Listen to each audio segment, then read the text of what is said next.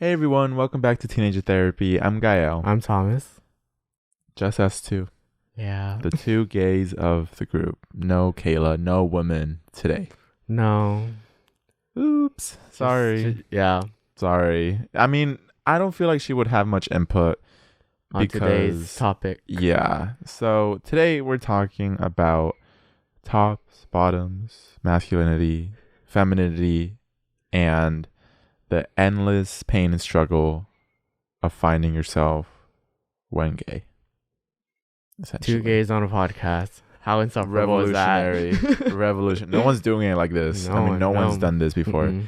So I was talking to a friend and he was telling me about how happy he is to be gay, which is the complete opposite of what you were telling me in the car like 20 minutes ago about how much you hate being gay and how much you wish you were straight. Yeah. Because what he was telling me is that like he feels like he has recently gone through this thing where he has kind of figured out that he can express himself as feminine or as masculine as he chooses to. Mm-hmm. And that's a privilege that I think a lot of straight people don't necessarily have. Although I think now more than ever, that's more acceptable. Mm-hmm. But part of being gay is doing it. And it's like kind of what's expected, I guess. But you don't think that. Or do you?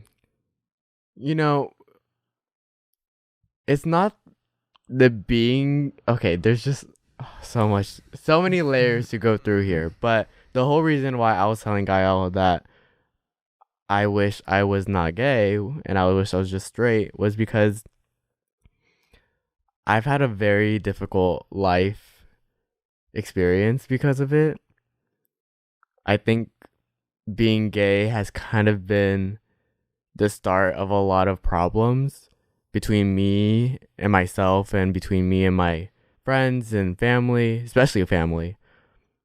And I just think that if I was not gay, I wouldn't have had to worry about that. And I don't know. There's just so much trauma behind being gay and growing up in an immigrant household that doesn't necessarily understand it completely. So that's why I don't know. Yeah. Which is funny because in my experience, I feel very happy being gay. Like I definitely don't feel the urge to be straight. Like I'm in a lot of ways I'm happy to be gay. And I think, well, for one, my experience coming out with my sexuality, coming to terms with it, I don't think it was as traumatic maybe as yours. I feel like mine was relatively calm. It's like, there wasn't You did much it through to an Instagram DM. I mean. Yeah, like when I came out to my friends, I just added everyone in a group chat. I was like, hey guys, I'm gay. And then left the group chat and that was it. And people were like, okay, he's gay now. Like, yeah. That was it.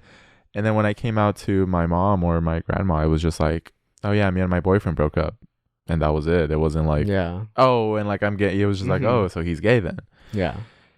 And I mean, so yeah, I'm glad I'm gay, but I think the issue that I have, that I struggle a lot with, is balancing my femininity and my masculinity and how trapped I feel in these roles of top, bottom, all of that.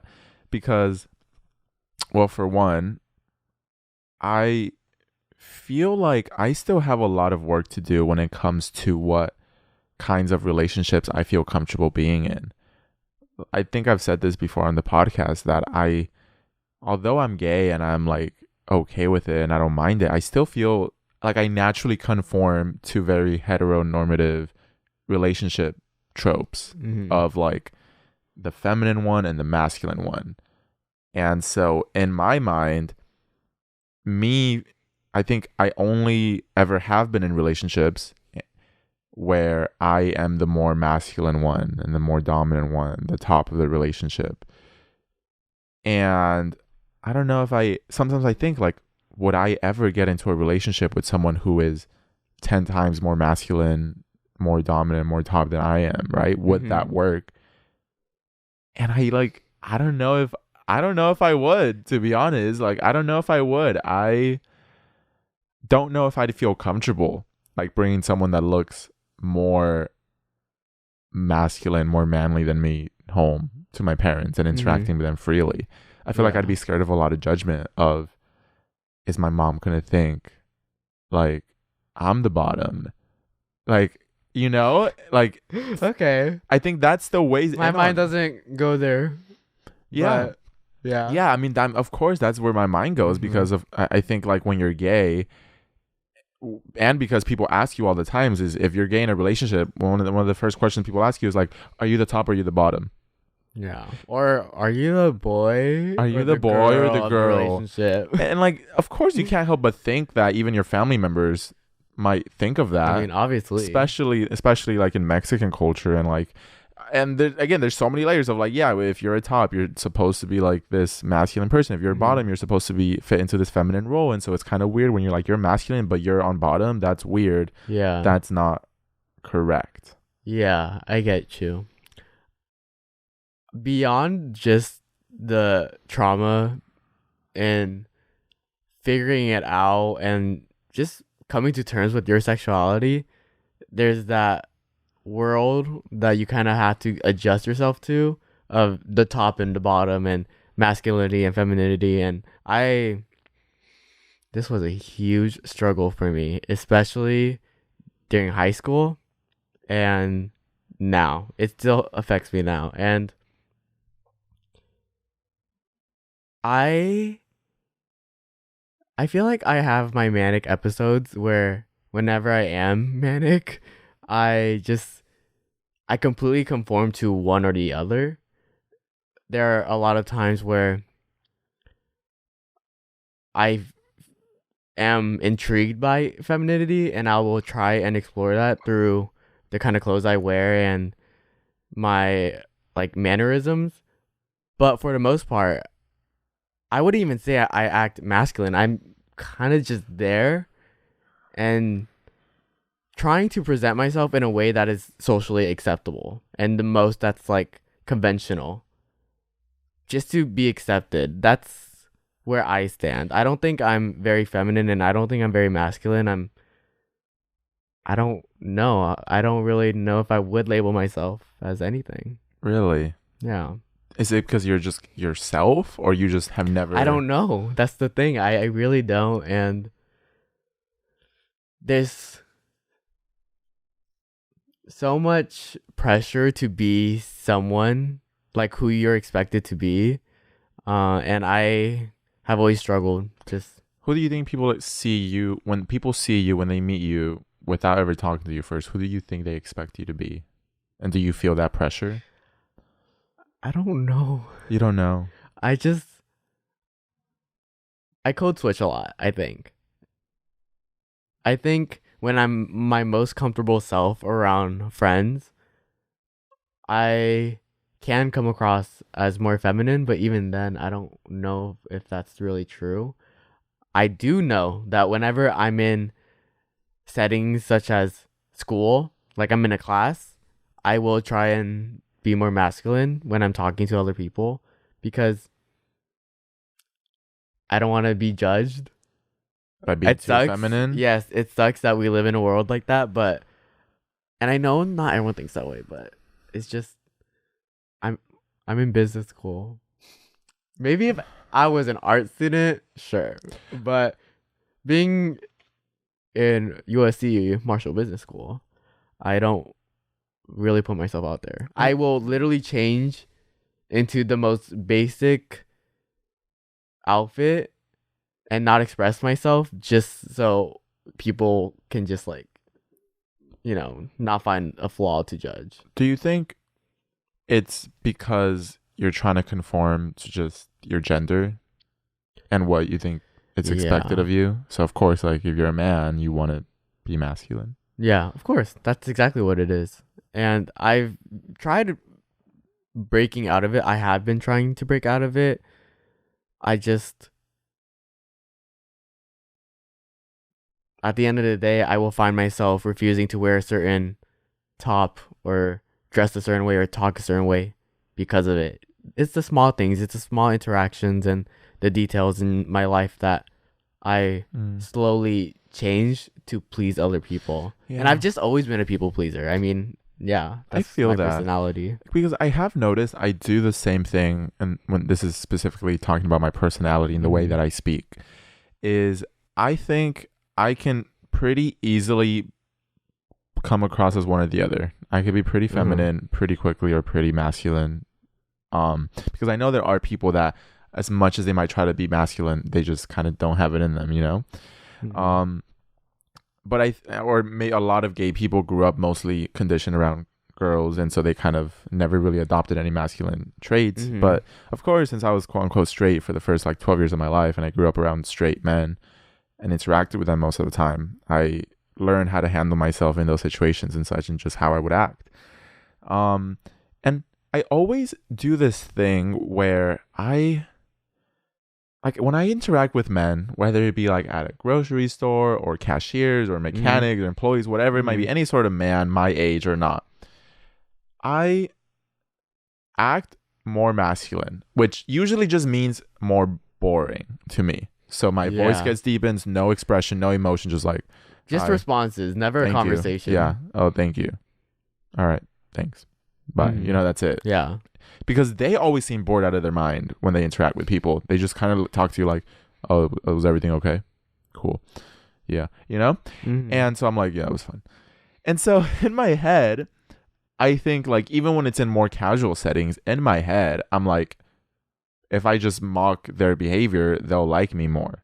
Exactly. But I also don't think that's true. Like I think like some men are just shy, and so we confuse this shyness, this masculine shyness, with like aggressiveness or like boredom or something. Straight men are also boring. Yeah. Like, but I like sometimes I see people like a lot of gay boys that are like very feminine, and they still are themselves around these straight men, like completely themselves, and it's like they don't change themselves at all. And I really admire that, because I think one is just like, I realize they're still liked.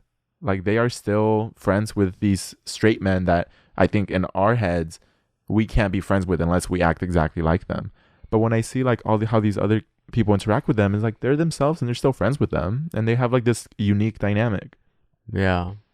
I don't know. I grew up in a homophobic environment, and I was trying to figure out my sexuality as young as like 4th grade.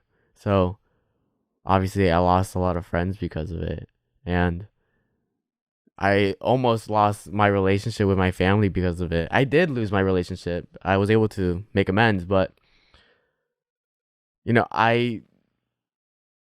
for me, being gay is a punishment. There are consequences to it. It's not something that you want to be.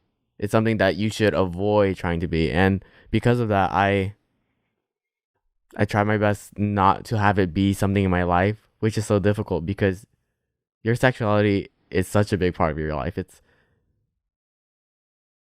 I don't know. That's interesting. That what are the groups that you truly don't hide your sexuality around?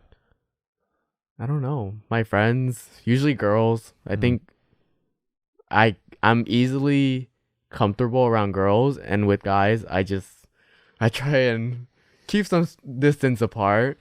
And if I do have to interact with them, I'll keep it short and simple, and yeah. Just because I just have not had a good experience with supportive straight guys. Obviously there are some men in my life that know I'm gay and they're cool with it. But there's a difference between being cool with it and like being friends with you. Yes, exactly. And so far I haven't experienced much of it. I have a little bit, but not a lot. And even just going to, let's say, frat parties, I see the way they will kind of, their eyes linger on me, and I can tell what they're thinking. Same way in every interaction when I'm introducing myself to someone in class. I see it, I feel it, and really? I know it's not in my head. It's just a thing, and I don't know if that's really something I can change. It's just something that happens. That's so interesting. I guess I feel some of that with sometimes even my close friends, like my elementary school friends that I've, that are all straight men that I've known for almost a decade now. Even with them, sometimes I think to myself, am I being myself, or am I trying to come across as like the straight version to make them more comfortable? Yeah. Because, well, what's weird about my situation is that I was straight for like 12 years. So I like grew up around these men. I adopted their mannerisms. That's just how like I socialized.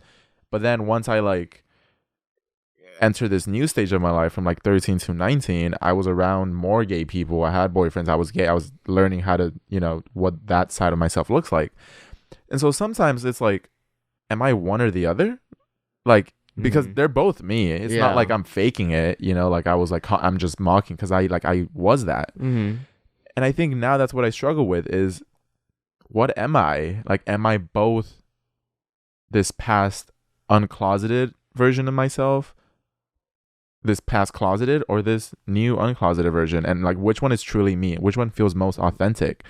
And that's weird, because like when I like am with my straight friends, sometimes I feel like those mannerisms come out, and when with my gay friends, those other mannerisms come out. And sometimes it gets in my head like, I don't know, it's weird. It gets in my head like, who really, like, what kind of person am I? Like, if you ask me to describe, like, are you masculine, are you feminine, I honestly don't know, because I can be both ends of the extreme. Yeah, exactly. Very easily. Yeah. And so it almost turns into this thing where I don't want to be a victim of it.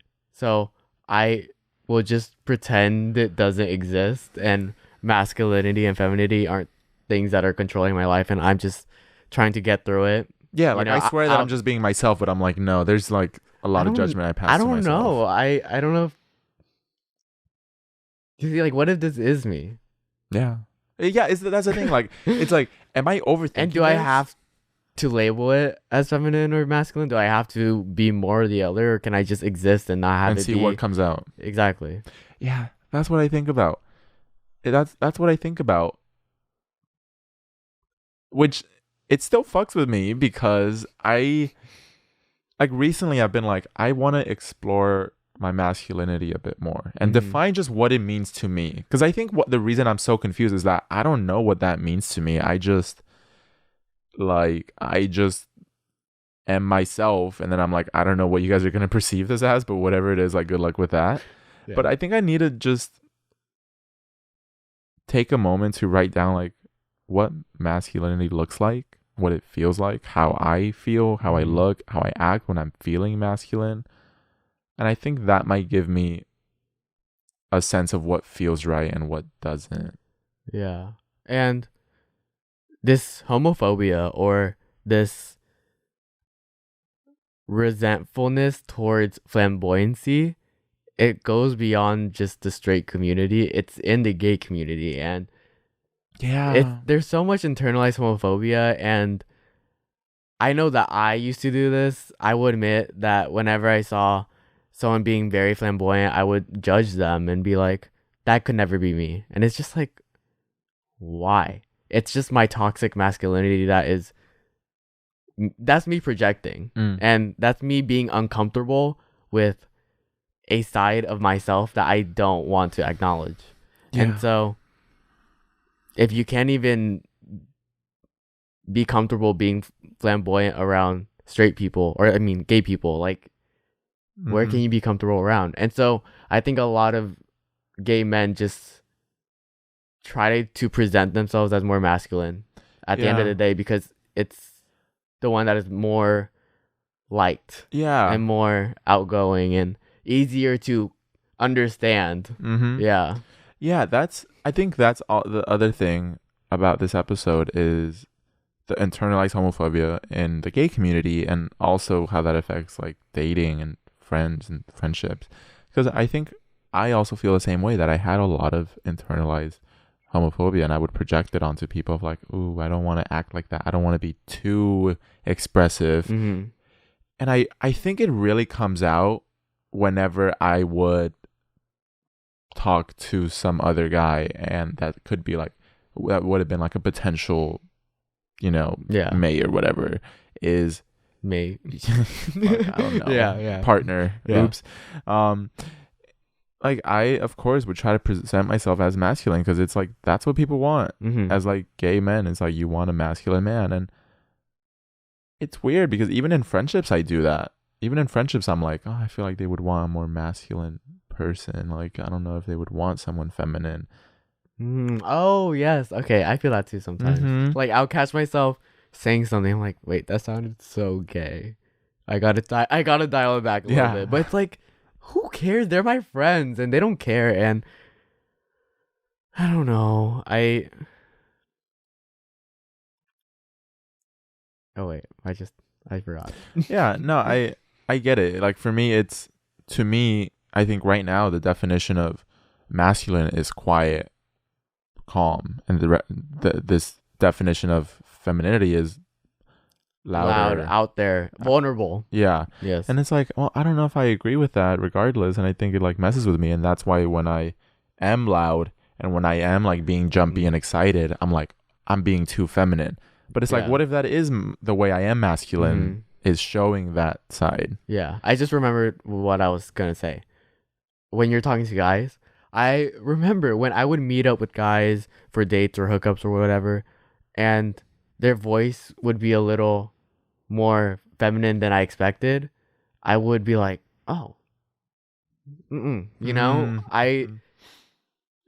I was caught off guard, and I just I was trying to figure out why it made me so uncomfortable, and I think it's because since I struggle so much with my own masculinity, is that I need to reinforce it with someone masculine. You know what I mean? Mm-hmm. Yeah. No, yeah, that's the thing. I like, say you know what I mean so many times. I'm so sorry. but yeah. I know what you mean. Like, Yeah. I know what you mean. I like that's a part of like the having these heteronormative standards of like, Mhm. I think maybe you see yourself as feminine, and so you don't think it's right for two feminine people to be together, because again, the stereotypes, top bottom, like, who's Yeah. gonna do, Oh, yeah, and as soon as like they are together, people completely invalidate it and make comments like, "Oh, they're bumping purses or whatever," or like two bottoms don't ever work and stuff like Mhm. that. And you know what's so funny? It's coming from the gay community. It's coming Yeah. from your own kind, and it's hard to imagine a society where that just doesn't exist because it's intertwined with everyone, every man. Mm-hmm. Yeah. Dating is so weird, because I think for me, when I think about the type of relationship that I would want, like when I think about, yeah, like this is my ideal man, this is my ideal thing, like, and even in the relationships I have, is that like I almost try to shape it to be like this. Mm, This heteronormative like relationship. yeah, like of like a man that just acts quote unquote normal, but it's like, what is normal, right? But I think Yeah. in my head I see it as like, someone that doesn't outwardly appear gay in a lot of ways, Mm-hmm. because I think I try to present myself as outwardly not appearing gay, that I am just quote unquote normal, neutral. Yeah. Normal. Yeah. Yeah, quote unquote normal, Yes, right? yes, You get what I yes. mean? Like, in those standards of like, oh, Conventional. yeah, just very conventional. Yeah. And I think like even with my partners, I sometimes feel this pressure that they need to be conventional and just like, oh yes, that's a boy, that's a man, like pretty regular, nothing to see Yeah. here. And that's where that internalized homophobia would come out, if I was dating someone that was overly flamboyant, and I'm like, oh shoot, they're gonna know he's gay right off the bat. And Mhm. like, there's some shame in that for me, which is Yeah. like kind of messed up, very messed up actually. Yeah. And it makes me feel guilty because sometimes oh my god, how do I word this? How you know how when people ask, are you the boy or are you the girl in the relationship? Sometimes I just see myself automatically assume the girl. Mhm. In I'm trying to talk about it in like a way that makes the most sense, but I don't Wait, know. I Do you think know what I mean? I want to be the one taken care of. And I want them to protect me. I want them to do all the stupid rom-com things that like boys do, Mhm. like try and win me over, and they're the ones who are supposed to ask me on dates. I'm not supposed to ask them, and I don't know. And to you that's what? I feel guilty because I feel like I'm just giving into that heteronormative standard that all relationships are kind of expected to give into. Because femininity to you is being chaste and Or that's just the conventional or traditional ways of how a man and a woman in a relationship behave. right. No, I mean, yeah, that Yeah. is very like typical. Like I feel like that's the most common experience about what people assume femininity to be, Mhm. whether that's right or But wrong. It's kind even of up then, to I don't you. even want it to be feminine. I just want it to be like, I That's just want to what you be like. taken care Right, of. that's just Like, what you like yeah. without attaching this label onto it. Yeah, exactly. No, I get that. I get that. And I think that's when these labels of it's not necessarily even so much about like I don't know what it would be considered, but like top bottom, like people yeah, you could say like you could describe it as top bottom, you could describe it as man, girl in the relationship if you want to use that. Yeah. Like they all hold similar meanings. Mm-hmm. Like the man and the woman, the top and the It's like bottom, the masculine and the feminine. these things that are expected of them. Well, because for me, I think that I'm very much the opposite. Is that I think I like to chase more than I like being chased. Like I like to take care of people. Yeah. You would assume the masculine role in a Yeah. traditional Yeah, relationship. like Yeah. if you look at what I enjoy, you would probably attach the label of like, oh, so he's like the man, he's the top. He's the man of the relationship, and yeah. Yeah, which I think often puts me in this box to not show my feminine side because like, oh no, I'm supposed to take care of them now. Yeah. And it's like if they take care of me, then I'm suddenly a little less masculine, And that might turn them off. yeah, and that might turn them off, and that's something I struggle with, like even in my because it's a relationships. genuine like thing people do. It is, Yeah. because they're like, you see gay people talking about like, oh, I want like a big, strong Yeah. man that takes care of me and is masculine. It's like, Yeah. why are we like, as a gay community who's supposed to be like the progressive ones, like breaking the barriers of what is expected of people, still putting people in these boxes of like, I want a man that fits this mold, Mm-hmm. because I think it puts a lot of pressure on the people that may like that. That's like, well, now they can't be anything else. They Mhm. can't be the ones taken care of. They can't be the ones doing this because they lose a little bit of themselves. They'll be less attractive. They will be wanted less. And I Yeah. feel a lot of that. I think that's something I really struggled with, is just being like, damn, like, guess I gotta do it all, or else they're gonna want to go with someone more masculine. Exactly. And I think that's in a lot of gay relationships, one of the questions that I think is constantly on people's minds is like, am I masculine enough for him? At least for me, that's the biggest question. Mhm. Like, and I want to know what you see it as, because for me and all my partners, the question I'm always thinking is, am I masculine enough? Mhm. Since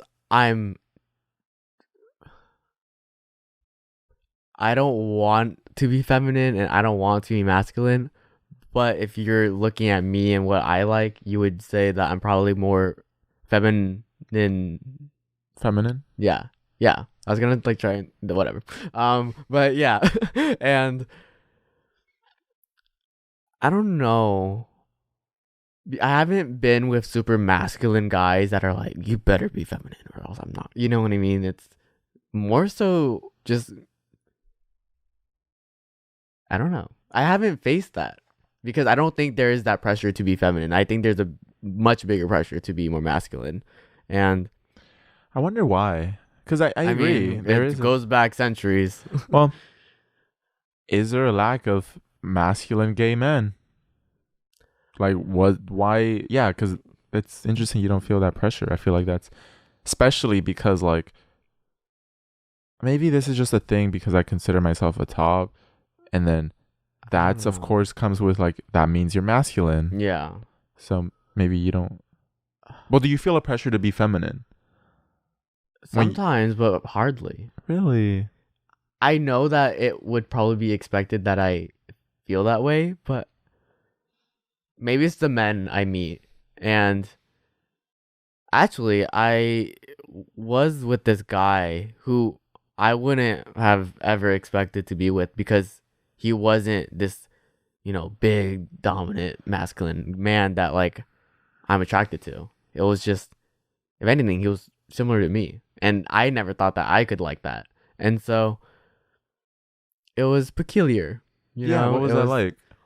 It was nice. We understood each other on like deeper levels than I have with like other gay men. But I will say that when it did come to sex, it didn't feel as exciting. Like I didn't love it as much, and I don't know. Really? Yeah. And I felt guilty because I think I wanted him to act a certain way and he just couldn't give me that, and that's like totally fine. But now it's a problem in the bedroom. It wasn't the reason why we like ended things, but There was just that it was just factor. yeah. I did not break up with them because of that. It was just something in the relationship that was kind of just happening, and I was just like, oh, I mean, our sex life isn't as amazing as like my past sex lives, and I don't know how to make of that, what to make of that, but it's not necessarily a problem. Yeah, that's okay. Well, that's the other thing is that yeah, like when it comes to sex lives, and especially when you are in a relationship with someone that you see more as yourself, because like romantically it works out. It's like, oh wow, we get along well. But when it comes to sex, that's like a whole nother dynamic. But I'm curious, like, is that something that was just like an initial shock because you couldn't get past, like, could you have got past it and learned to like it? I don't think I gave myself the chance to. And is that he wasn't like a very sexual person either, so Okay. it's like, well, let's just assume like it's Okay. another person. It's like same dynamic though, right? It's like someone less dominant, but still just. I don't know. Is it like a mental block? It's a mental block. It's Because okay, sorry, so many questions at once. But is it a mental block because you still have these ideas and this like perception of what that that sexual relationship should look like, and I forgot how to word it. yeah, sure. I think I know what you're trying to get at, and it's just integrated into my life, and I don't know how to fix it. Okay, here, let's make up some scenarios. Okay. Right? Like I think in my sexual relationships, it's always been basically like I'm the masculine one, they're the more feminine, or I'm the dominant one, they're the submissive one. Mm-hmm.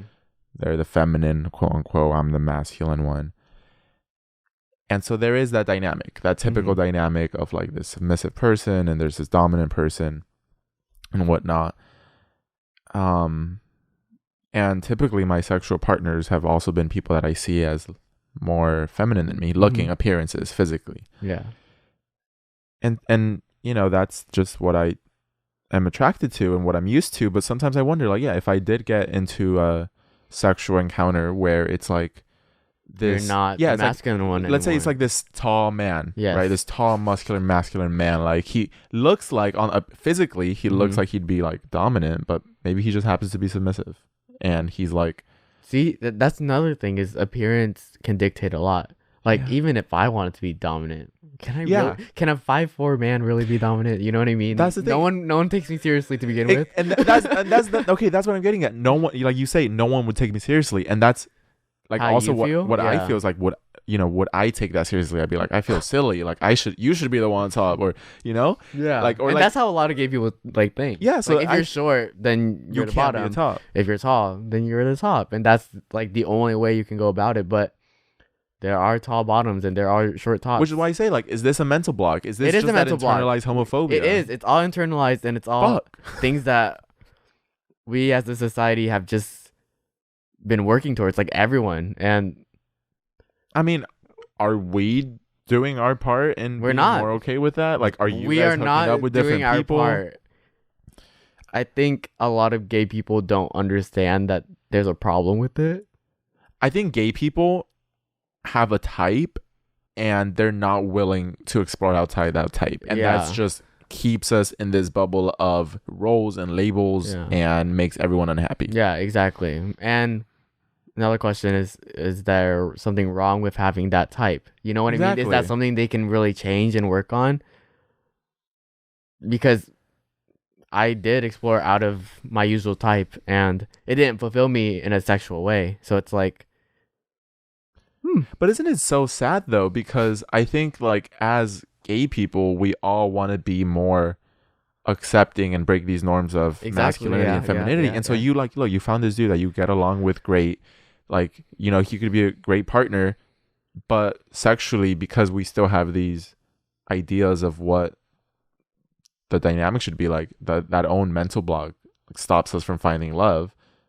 And so is this the reason that like so many gay people are lonely? Because there's just so many labels and expectations that it has to be that right guy. Yeah. Just complements each other's role. And if you're not in either of those roles, dating gets really complicated and difficult. Which I don't think a lot of straight people experience that, because for the most part the roles are defined, but here they're split way more. Mm-hmm. Each person has those two sides. And this is again where I am coming from when I'm like, I don't want to be gay. I want to be straight. And I say it as a joke, and it usually is a joke, but there are times where it's just like, I want that simple love life. I don't want to have to figure out if I have to be this masculine or feminine person. And it's an ongoing thing. Yeah, like I honestly really just wish I could be myself. I think like I struggle with that I definitely am a people pleaser in the way that I shape myself to be like the most conventionally attractive version of myself that I can be, depending on what I want. And so, like I think a lot of times in the past, if I was going on a hookup or I wanted to go on a hookup, it's like, I feel like being the top. So I'm gonna present myself more masculine when I meet them. I'm gonna act more masculine. And then if I'm like, oh, I feel like being a bottom, it's like, okay, well now I gotta act feminine. It's like, why can't I just be myself all the time and just not possible, right? Like it isn't. It really sucks, and it sucks. Like especially when meeting new people. That's the other thing that affects dating, is that since we all have basically, you would see it as two sides of like your sexual side and your personality. It's like some people are masculine, have a masculine personality, but they're still a bottom, and that's what they enjoy. Yeah. And so I think when us as gay people, when you meet someone new, another gay person that you might be interested in, I think that question is always at the back of your mind. It's like you're analyzing and criticizing them in your mind, like, ooh, that was a little feminine. Could they be a bottom? Ooh, that was a little masculine. Maybe they're a top. Like, what are you? Yeah. We all do it. Like the stereotyping and the gaydar, it feeds into that problem. Yeah. I think, but we're all guilty of it. Like, I think it's also an age thing. I think a lot of people grow out of it because I see a lot more older gays being more comfortable with like being averse and not strictly being like top or bottom, or just willing to be whatever makes the relationship work, because I think a lot of people realize if you stick with one label of I'm a like in talking sexually now, of like I'm a bottom or I'm a top, it gets so much harder because you really do limit yourself to like, oh, there's this perfect guy, but he's a bottom. Like, I don't want to deal with that. Yeah. So I think we have to explore. You really got to be open-minded and to try everything, because if you stick to a role, you will be very unhappy, I think. Just, how do we go about it? Start like just trying things, I guess. We don't have the answers if you can't tell. Yeah, it's just very unlucky. It's a very unfortunate situation when it comes to all of that. Like, I wish we could all just be ourselves, and Straight people don't have to worry about this. that's true. Although they have toxic masculinity to worry about, and that Same. seems to be beating their ass because they Well, ain't handling yeah, it well. true, but You know what's weird is that, like, for women, they are attracted to more feminine men, and like for the gay community, they're attracted to more masculine men. So sometimes I'm like, damn, if I was straight and I acted like this, Dude, I'd be so attracted to a woman. Like, I'd be getting. I was about to bring up that same point because I would have girlfriends who would tell me like, "Oh my god, if you were straight, Like, we get along so good. you would be the perfect boyfriend." And I'd be Yeah. like, I know, because I get it. Like, Yeah, but exactly. unfortunately, I'm into men right now, so I have to assume the role, and Yeah.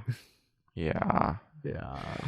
I think I'm slowly trying to discard the terms of tops and bottoms and labeling people in my head when I meet them as like, oh, he's probably a bottom. He looks like a top. Because I think that's a mentality that I have that I am just now becoming aware of. That is, I've become aware of it like a long time ago, especially since coming to college, because you're just exposed to so many different type of gay people.